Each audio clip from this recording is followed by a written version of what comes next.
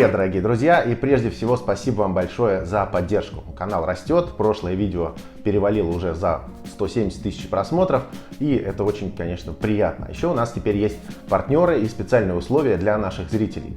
Актуальный список в описании под каждым видео, изучайте его и пользуйтесь, это помогает мне развивать канал. На всякий случай напомню, что на этом канале все очень просто. Я стараюсь разобраться в истории самолета или вертолета, строю его модель и делюсь этим с вами. Просто потому что люблю авиацию, особенно, конечно, отечественную. И очень радуюсь, что вы цените мой скромный труд. Спасибо вам большое. Подписывайтесь, делитесь вашим мнением, только будьте, пожалуйста, корректны и вежливы. Это обязательно.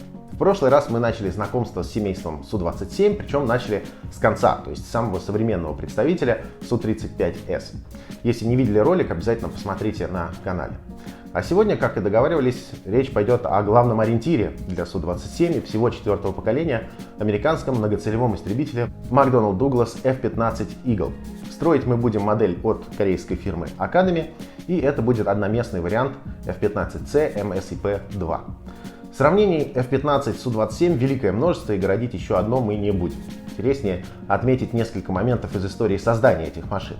И прежде всего, всегда держите в голове временной зазор между ними. Летом 1972 года, когда опытный YF-15 уже поднялся в воздух, в СССР только осваивали ранние модификации МиГа-23, а Министерство авиационной промышленности только выпустило приказ о начале разработки Су-27 и МиГ-29. До этого момента они существовали только в виде аван-проектов. Первый вариант Су-27, самолета, который должен был во всем превзойти F-15, полетел только в середине 1977 года и вышел неудачным. А вот тот Су-27, который мы все знаем и любим, полетел еще через 4 года. Итого 9 лет разницы с F-15. Поэтому тот факт, что Су-27 по многим характеристикам превзошел американцев, вполне закономерен. Но давайте по порядку. Первые наброски концепции американского истребителя будущего в рамках программы FX Fighter Experimental появились в далеком 1962 году. В США в то время несли службу F-105 Thunder Chief и ранние версии F-4 Phantom. А в наши ВВС только-только начали поступать МиГ-21. МиГ-23 был годовалым проектом. Война во Вьетнаме уже шла, и приходило понимание, что даже против старых МиГ-17 нужны не только мощные радары и дальнобойные ракеты, но и пушка, и хорошая маневренность.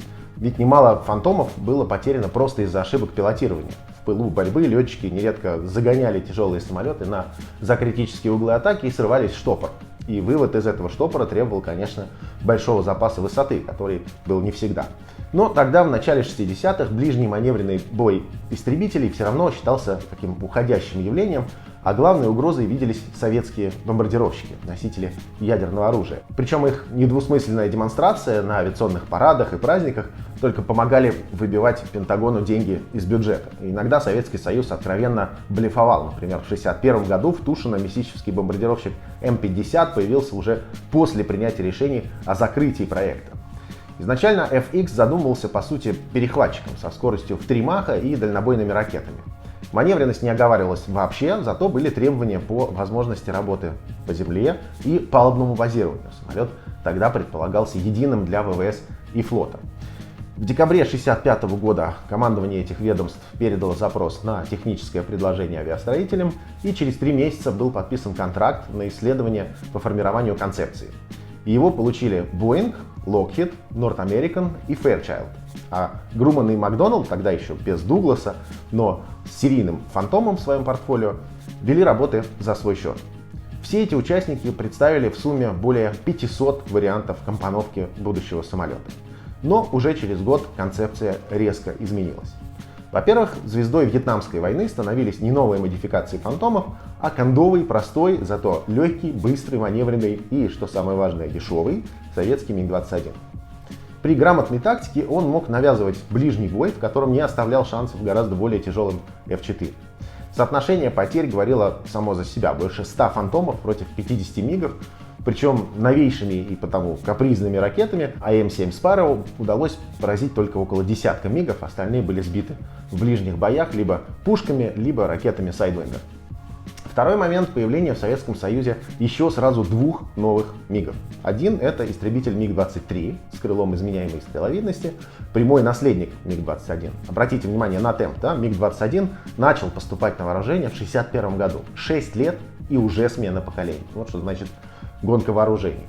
Но американцев больше волновала вторая машина. Это по-настоящему прорывной скоростной перехватчик МиГ-25.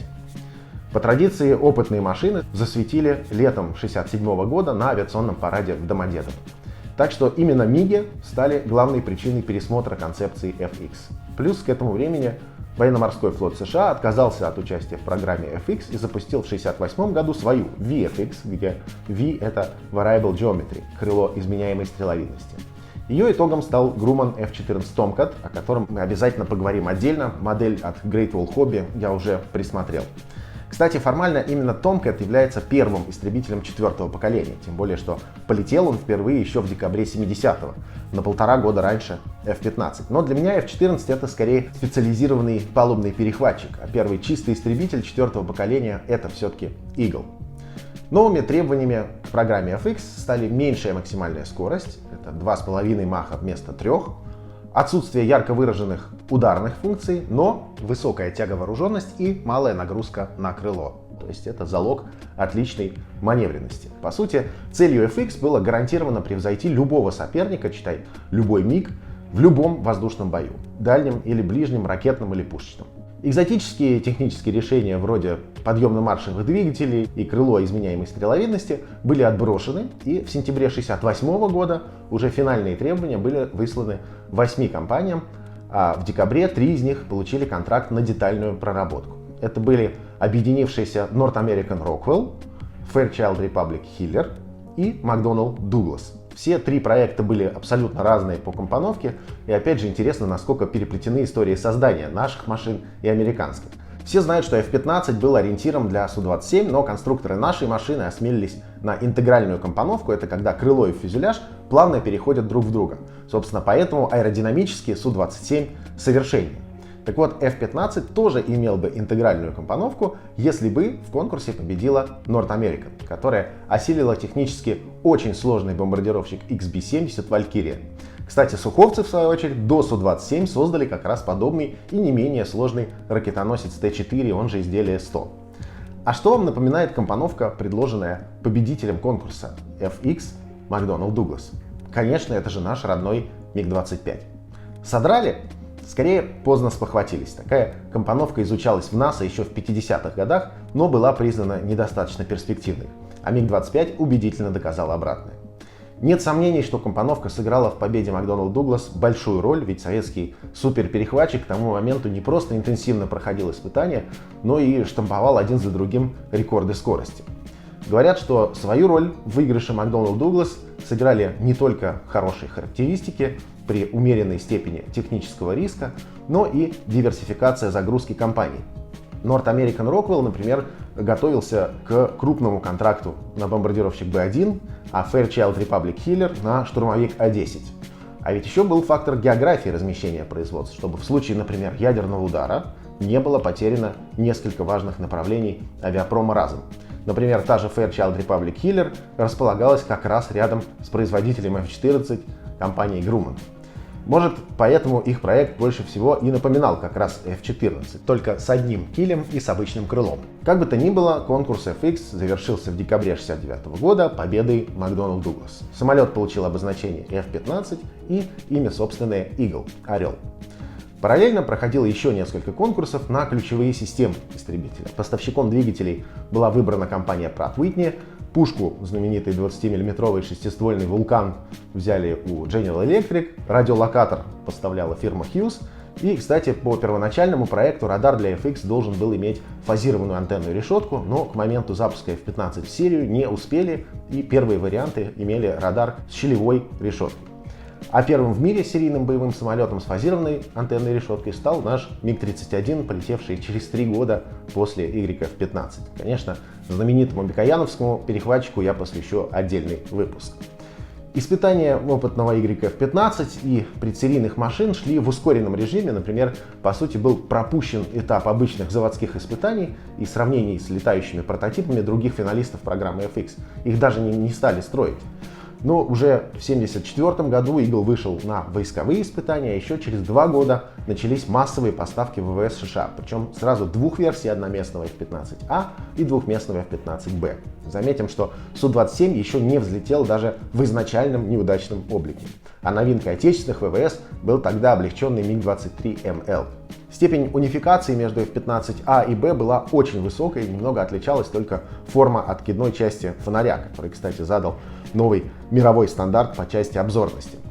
Вырезы кабины у одноместной машины и Спарки абсолютно одинаковые, а вместо кресла в задней кабине F-15А просто стоит дополнительный топливный бак.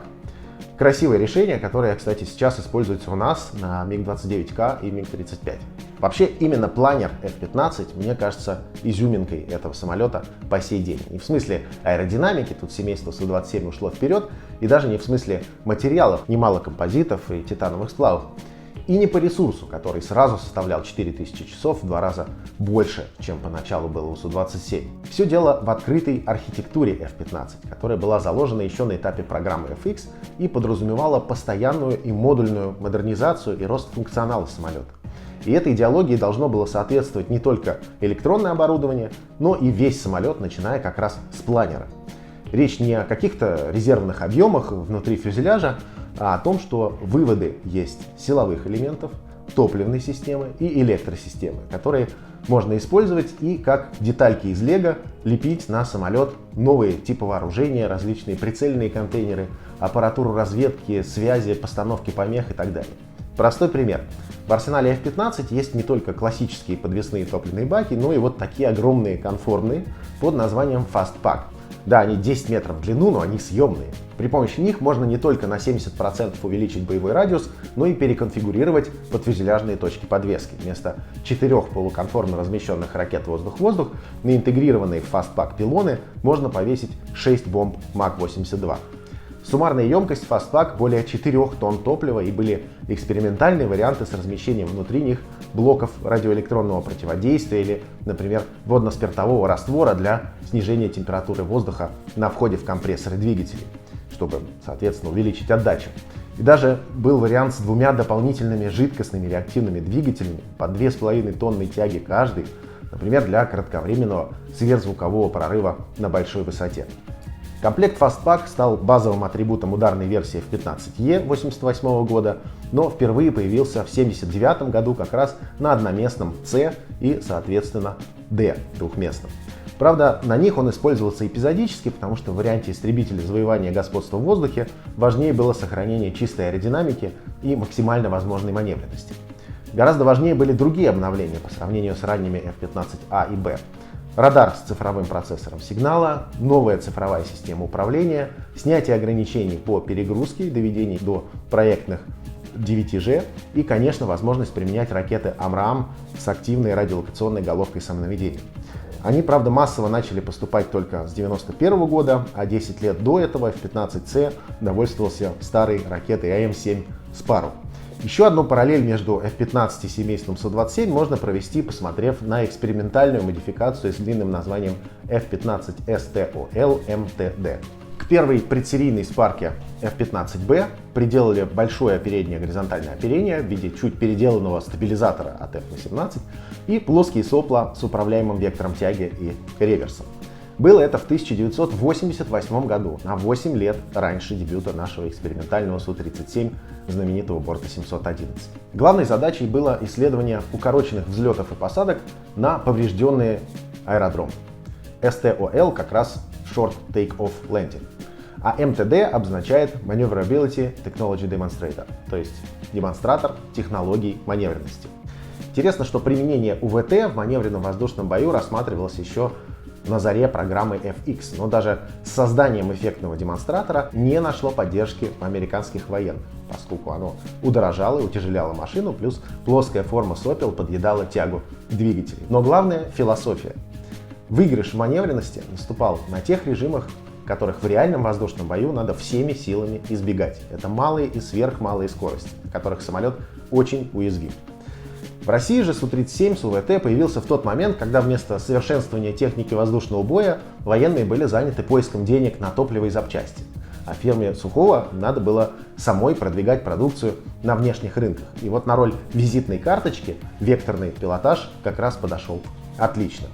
Реальная польза от УВТ в воздушном бою у нас медийно раздута до размеров какой-то гарантии победы над любым противником, а это в корне неверно. При этом в нашем исполнении с легким и эффективным соплом традиционной формы, не требующим дорогой переделки планера, УВТ вполне имеет смысл. Например, возможность летчика сохранять управляемость на любых скоростях – это и безопасность, и уверенность в машине. Главное понимать, что наличие УВТ лишь дополняет, но никак не отменяет главные факторы успеха в любом воздушном бою, которые сформулировал еще трижды герой Советского Союза Александр Иванович Покрышкин. Высота, скорость, маневр, огонь. Но вернемся к F-15. Так, наращивание боевых возможностей происходило практически без изменений планера. То есть эволюционно, но зато постоянно и тотально, включая ранее произведенные машины F-15C и D. Ранние версии А и Б уже списывались. Собственно, эта философия отражена и в названии программы Multi-Stage Improvement Program, MSIP. Дословно, многоступенчатая программа улучшения.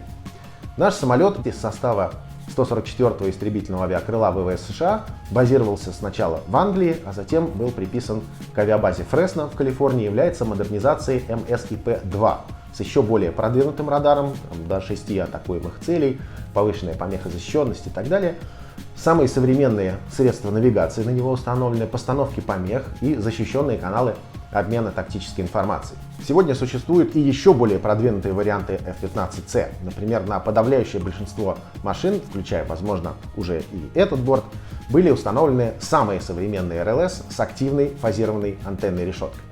Так что во многом F-15 до сих пор остается ориентиром для всего семейства Су-27. А не модернизируются только те F-15, которые скоро вылетают свой ресурс, ну, либо те, которых ждет поставка не самым богатым иностранным заказчикам. Кстати, из них особое место занимает Япония. В 1982 году был разработан упрощенный вариант F-15G, который выпускался компанией Mitsubishi по лицензии. Несмотря на дороговизну, F-15 стал одним из самых массовых истребителей четвертого поколения. Выпущено более 1200 истребителей всех версий, а самым популярным сегодня является ударный вариант E, который вместе с его производными, включая новейший F-15 SE Silent Eagle, безусловно заслуживает отдельного рассказа. Формально у чисто истребительной версии F-15C есть прямейший преемник — истребитель пятого поколения F-22 Raptor. Но, несмотря на свои выдающиеся качества, это полнейший тупик. Почему? Эксплуатация стоит баснословных денег, экспорт запрещен, производство свернуто, а какая-то серьезная модернизация практически невозможна.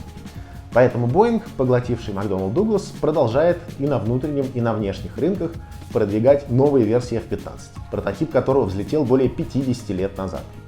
А еще F-15 — это самый боеготовый тип среди всех истребителей НАТО и один из самых результативных, более 100 воздушных побед над самыми разнообразными соперниками. Да, достойных противников у него долгое время просто не было, и да, все эти победы одержаны при тотальном превосходстве в воздухе, грамотной координации и широком использовании поддержки, то есть самолетов ДРЛО, постановщиков помех, заправщиков. Но разве это недостаток F-15? Скорее, это достижение его, ведь это именно то, к чему стремились его создатели.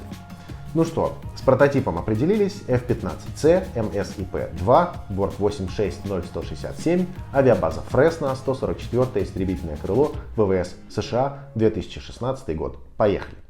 Эта модель от Academy впервые появилась еще в далеком 1991 году и неоднократно переиздавалась. Каждый раз добавлялись новые детальки, есть практически все версии F-15 и, конечно, новые декали. Здесь декали просто шикарного качества, и поначалу сами детали, в принципе, не очень пугают. Кажется, что набор будет очень легким в сборке. Маски мы берем от SX Art, и спасибо, что сделали эти маски именно по моей модели, теперь они доступны всем. По качеству поверхности, конечно, до эталонов рынка очень далеко, но деталировка такая, скажем, базово достаточная для 72-го масштаба, никаких облоев нет, прозрачные детали хорошего качества, так что можно приступать к сборке. Сразу же отлично видна унификация по кабинам, вклеиваем непрозрачную деталь откидной части фонаря сразу к фюзеляжу и занимаемся окраской интерьера. Используем серый вот такой цвет, Это стандартный цвет для всех боевых самолетов ВВС США. И дальше берем декали. Декали очень классные, очень порадовали, они долго отмокают, но потом зато не растягиваются, не рвутся. И в принципе корректировать их легко, и со всеми жидкостями специальными для декалей они дружат. Окрашиваем кресло и методом сухой кисти придаем ему немножко рельефа. Самое главное, кисть действительно практически насухо вытирать, чтобы она не мазала жирно по основному цвету. Немного подтачиваем козырек панели приборов, потому что он слишком здесь толстый, он нам нужен более элегантным. И устанавливаем интерьер в нижнюю половинку фюзеляжа. Практически только декалями мы его анимировали, немножко добавили ремни из фольги. Собираем каналы воздухозаборников, они потребовали подгонки, но основной объем работ виден, когда мы стыкуем половинки фюзеляжа. Видно, что есть и щели, и кривизна, и что по ширине детали не совпадают, поэтому придется это все аккуратно равнять. То же самое касается и крыла, очень много пришлось подгонять для того, чтобы зазоры были ровные и детали стали как надо. Ну а дальше используем вот такие вот зажимы для того, чтобы выравнивать и одновременно прижимать верхнюю и нижнюю половинки кабины. Когда все это высыхает, опять же с кучей доработок, примерок и подгонок устанавливаем верхнюю панель центроплана и переходим к воздухозаборникам. Воздухозаборники здесь даны в двух вариантах. Мы берем поднятый вариант, потому что он характерен для стояночного положения. Опять же видим, что нужна будет доработка. Здесь, например, линия расшивки разной глубины. Модель действительно старенькая. Дальше используем сверхтекучий клей для того, чтобы постараться ровно вывести воздухозаборники. И для надежности вот такой вот ровной линией клея обычного еще закрепляем результат. Носовой обтекатель не симметричный, никаких пазов нет, поэтому ориентируйтесь по линиям среза деталей с литников. Устанавливаем его опять же после долгой подгонки. В принципе, плюс-минус похоже, но потребуется дальнейшая доработка. Самая проблемная деталь — это, конечно, щиток воздушного тормоза, потому что здесь нужна и подгонка по глубине. Вот устанавливаем такие проставочки из листового пластика, чтобы он сильно не проваливался. Плюс нужно стараться выводить зазоры, то есть действительно раз, наверное, 100 я эту деталь примерял, и каждый раз что-то не совпадало. Самое главное, чтобы деталь не проваливалась, потому что после того, как мы клеем ее обработаем, вот эти вот проставки из листового пластика, они чуть-чуть просядут. И это, в принципе, не проблема. Вот такими зажимами выравниваем деталь относительно центроплана, и, в принципе, плюс-минус удачно она у нас встала. Продолжаем с воздухозаборниками. Здесь очень такая ядреная расшивка, но переделывать я ее не стал, потому что подобных доработок, в принципе, требует почти каждая деталь в этой модели. После длительной, опять же, подгонки устанавливаются плюс-минус нормально воздухозаборники к самой модели, но у нас видны торцы вот этих вот каналов воздухозаборника, поэтому их закрашиваем черной матовой краской для того, чтобы они не бросались в глаза. Обрабатываем ножом, а потом наждачкой вот эти вот поверхности здесь, потому что после установки воздухозаборников доступа к ним не будет. Ну а дальше вклеиваем сами воздухозаборники, опять же следя, чтобы они стали как можно ровнее. Очень расстроили сопла. Во-первых, очень низкая детализация, внутри ее нет вообще, а во-вторых, открытые сопла, которые нам по идее нужны для стояночного положения, это другая модификация двигателя. А нам нужна именно та, которая установлена на нашем борту. Это характерные для F-15 сопла без внешних лепестков, в которых видны тяги. И придется нам взять именно их, потому что автормаркетных сопел в 72-м масштабе на F-15 я не нашел. Придется очень много поработать с пластиком, ставя вот эти вот все тяги, причем все равно они в результате получатся намного толще, подтачивать каждую из них я не стал, это просто титанический труд, и все равно детализация при этом останется крайне низкой. Вот так у нас выглядит сопла, надеюсь, что с покраской они будут смотреться более реалистично. Дальше закрашиваем черным цветом козырек панели приборов и такую большую поверхность кожуха за спинкой кресла пилота. И дальше имитируем линзу ELS. Для этого на белую точку краски наносим вот такой специальный прозрачный лак. Получается очень, в принципе, правдоподобно. Дальше устанавливаем само стекло и для придания ему прозрачности покрываем его немножко футурой с двух сторон. А теперь главный шок от этой модели в самом плохом смысле слова. Отвратительная стыковка откидной части фонаря, точнее двух ее деталей, прозрачной и уже вклеенной, и окрашенной непрозрачной. Дорабатывать пришлось и то, и другое, и сколько я ни старался, 2 дня я на это убил, все равно избавиться от щелей полностью не получилось, а получилось с помощью вот такой нехитрой конструкции из листового пластика.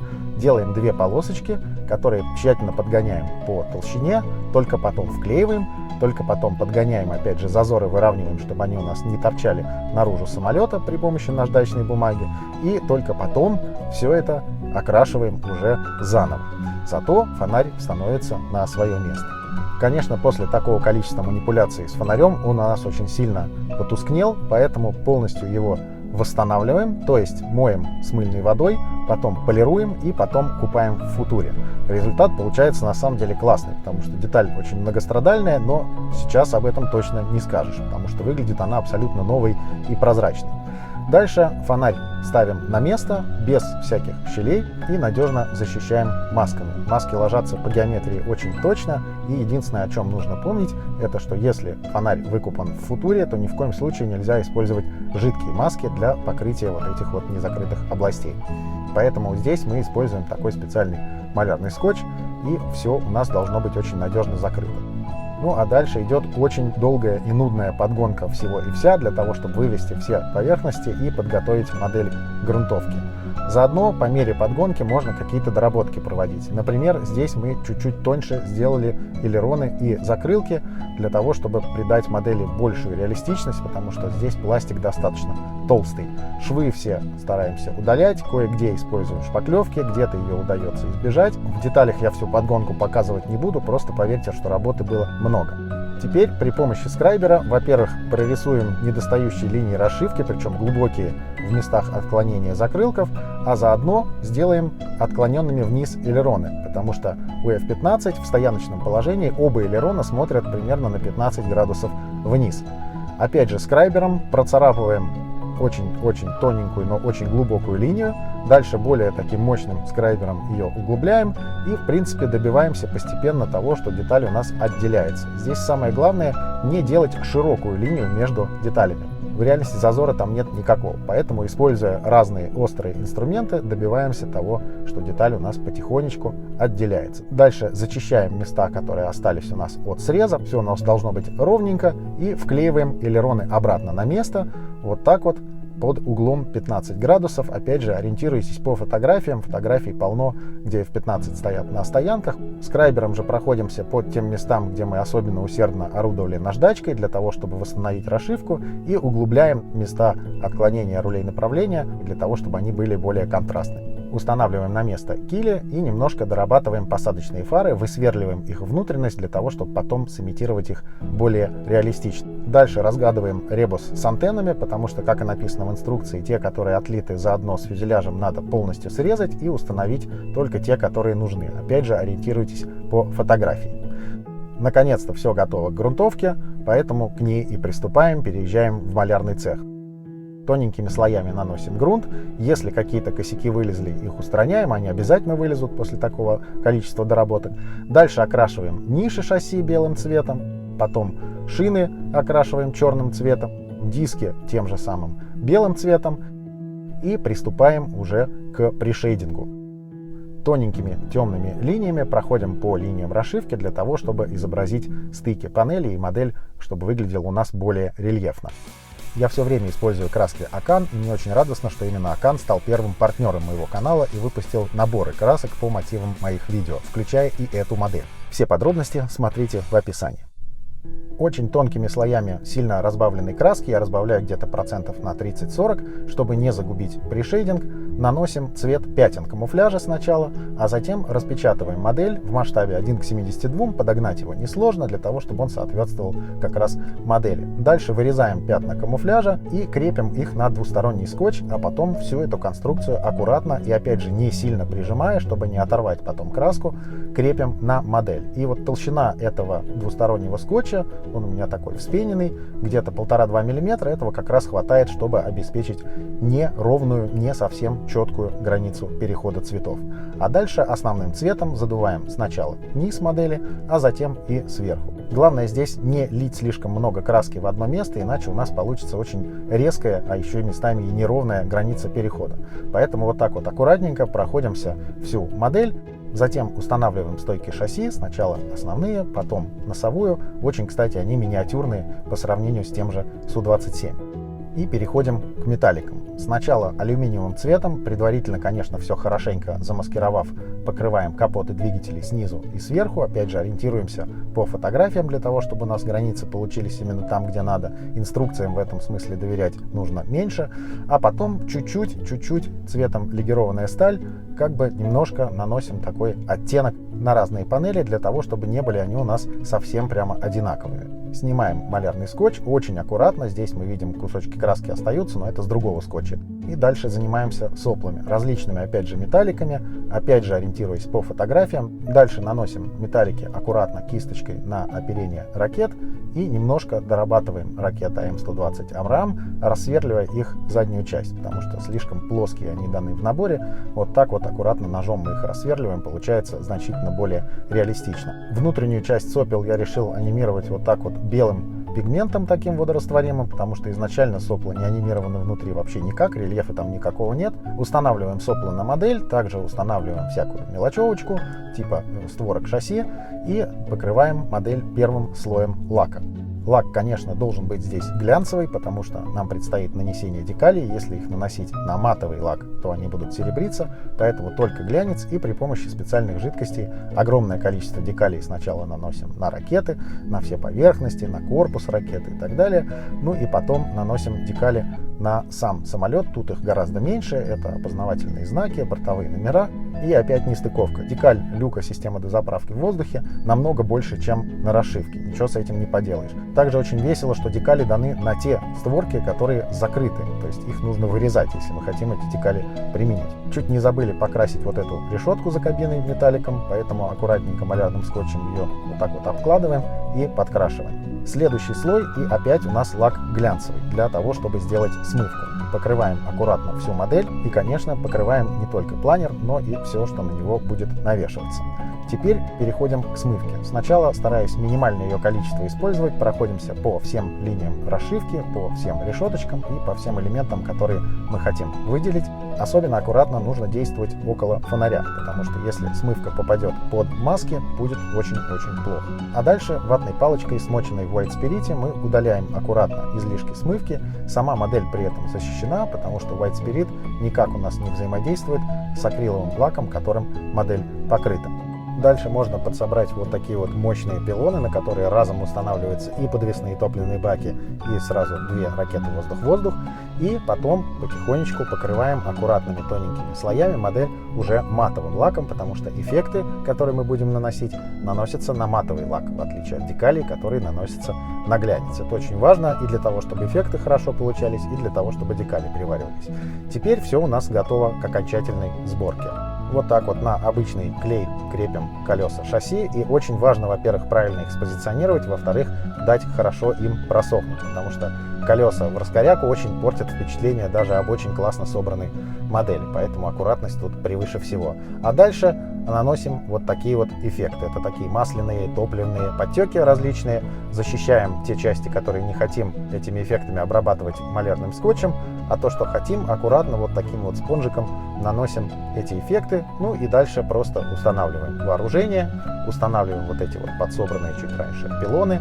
Очень важно здесь сразу все ставить правильно, потому что модель уже на финальной стадии, не хотелось бы каких-то ляпов, которые потребуют корректировки. И финальный штрих: защищаем те места, где мы наносили вот эти вот эффекты, еще раз матовым лаком. Дальше потихонечку снимаем маски, надеясь, что ничего у нас никуда не задуло. И так мы со стеклением здесь намучились, но, слава богу, все хорошо. Поэтому просто наслаждаемся результатом, потому что действительно сил этот фонарь потребовал очень-очень много. Я до самого конца не верил, что получится на самом деле что-то удобоваримое. На самом деле получилось неплохо, и благодаря футуре, и благодаря хорошей подгонке фонарь у нас смотрится вполне себе прилично. Самые финальные штрихи — это буквально маленькими точечками металлика наносим головки самонаведения ракет и делаем посадочные фары из фольгированного скотча и небольшой капельки прозрачного лака. Теперь нам остается только накрасить бортовые аэронавигационные огни, что мы и делаем при помощи вот такой специальной лаковой краски. Все, модель готова.